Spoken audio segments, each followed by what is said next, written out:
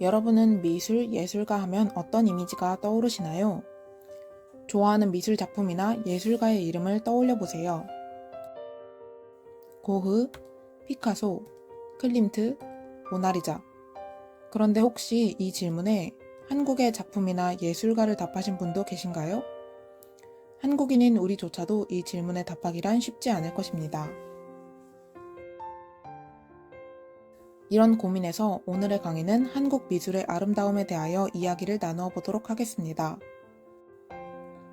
한국 미술의 아름다움은 무엇일까요? 다른 나라 미술과는 어떻게 다를까요? 한국 미술만이 가지는 아름다움은 무엇일까요? 이를 한두 마디로 이야기한다는 것은 매우 어려운 일입니다.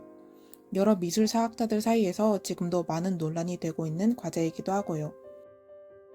우리나라 미술의 특징에 대해서는 고유섭, 김원룡, 최순우 등 국내 학자뿐만 아니라 세컬베, 콤페르츠, 맥균, 그리핑 등 여러 외국 학자들에 의해서 논의되어 왔습니다. 이들의 연구 성과를 살펴보면 한국 미술의 특징은 대체적으로 세 가지로 집약됩니다. 첫 번째, 자연의 미, 두 번째, 선의 미, 세 번째, 여유의 미가 그것인데요. 이제 이를 하나씩 다른 나라의 미술과 비교를 통해서 좀 더 구체적으로 살펴봄으로써 우리 미술만이 가진 아름다움에 대해 알아보도록 하겠습니다.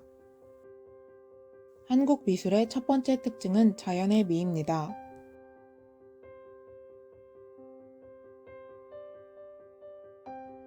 한국의 미술을 자연미라고 한다면 서양의 미술은 인공미라고 할 수 있습니다. 자연미와 인공미는 근본적으로 다릅니다. 자연미는 부드러운 중간색을 즐겨 사용하는 데에 비해 인공미는 자극적인 원색을 즐겨 사용하죠. 따라서 처음 작품을 보았을 때 인공미는 매우 자극적으로 감동이 바로 전달되지만 아름다움에 대한 느낌은 순간으로 끝나고 맙니다. 반대로 자연미는 중간색을 주로 사용해 은근하면서 깊은 감동을 주어 전달에 어느 정도의 시간이 필요하지만 아름다움에 대한 느낌은 볼수록 증가하게 되기 때문에 영원한 아름다움을 지니고 있다고 할 수 있습니다.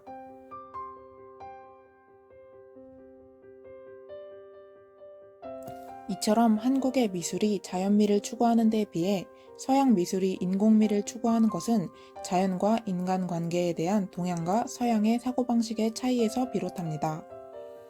서양에서는 인간과 자연을 별개의 것으로 파악하고 서로 대립하고 있다고 보았습니다.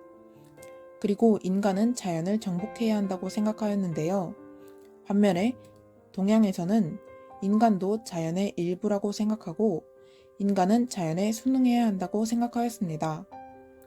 이것만을 두고 보면 서양은 적극적인 데 비해 동양은 소극적인 것으로 생각하기 쉽습니다. 하지만 이는 잘못된 생각입니다. 서양의 자연을 정복해야 한다는 사고에서 비롯된 행동의 결과는 무리입니다. 반면 자연에 순응해야 한다는 동양적 사고에서 비롯된 행동의 결과는 조화입니다. 따라서 자연을 정복하는 것보다는 순응하는 것이 훨씬 더 적극적인 것입니다. 동서양의 회화를 비교해보면 동서양의 인간과 자연의 관계를 쉽게 이해할 수 있습니다. 먼저 서양화는 인물화 중심입니다. 18세기 네덜란드에서 풍경화가 시작되기 전까지 풍경은 단순히 인물화의 장식적인 요소에 불과하였습니다. 대표적으로 레오나르도 다빈치의 모나리자를 보면 인물과 그 배경이 되는 풍경은 전혀 별개의 것으로서 자연과 인간을 별개의 존재로 보고 있습니다. 반면 동양에서는 4세기부터 산수화가 유행했을 만큼 자연이 회화 소재의 중심이 되었습니다. 예를 들어 견제정선의 산수화에는 거의 대부분 사람이 들어있습니다.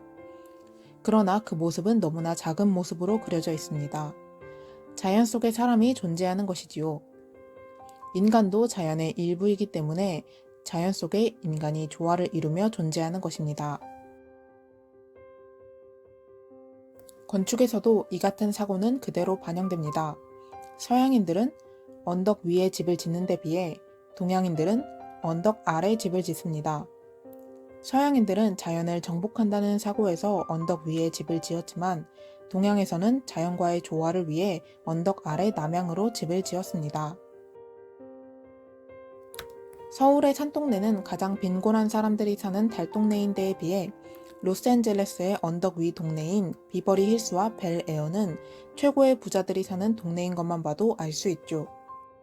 정원을 통해서 한국 미술의 자연미를 살펴볼까요? 정원을 구성하는 요소는 물과 나무, 돌입니다.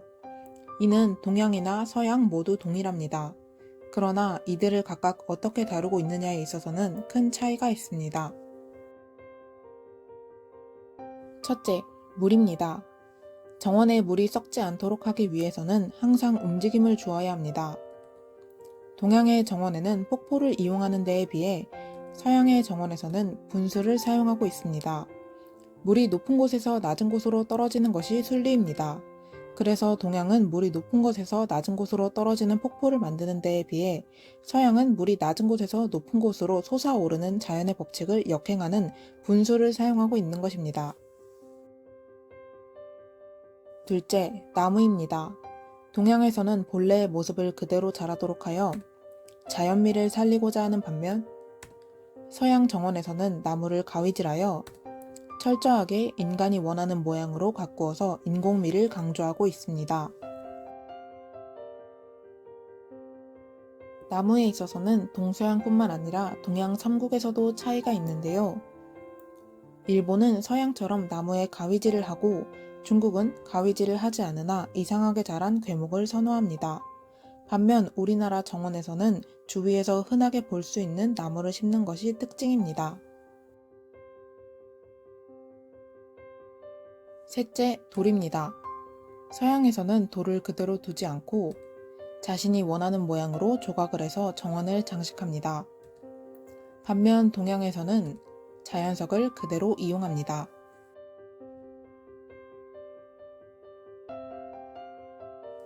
다만 일본에서는 자연석을 이용하기도 하면서 인공적으로 탑이나 석등 등을 만들어 정원을 장식하곤 합니다.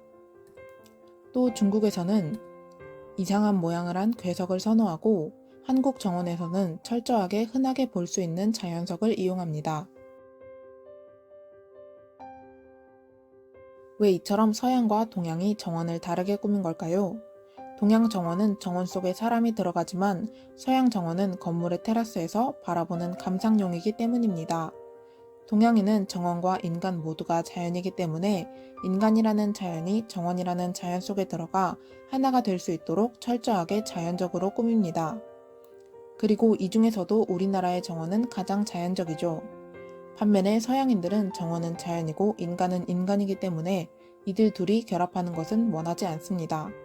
따라서 한국 정원에 들어가면 마음이 편안하고 안정되는 데에 비해 서양의 정원은 마음을 들뜨게 하고 흥분시킵니다. 우리나라 미술의 두 번째 특징은 선의 미입니다. 세계 어느 나라의 미술에도 선이 없는 곳은 없습니다. 그런데도 한국 미술의 특징 가운데 하나를 굳이 선의 미라고 하는 것은 그 선이 다른 나라의 선과는 다르기 때문입니다. 한국 미술에서의 선은 부드럽고 자연스러운 곡선입니다. 한국 미술의 곡선이 이처럼 부드럽고 자연스러운 것은 우리나라 미술의 곡선이 자연을 닮았기 때문입니다. 경주에 있는 고분의 부드러운 곡선을 보면 바로 뒷산의 선을 그대로 닮아 있습니다.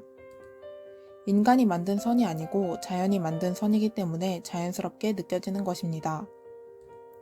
그리고 우리나라 산이 부드럽기 때문에 그것을 닮은 우리 미술의 곡선도 부드러운 것이죠.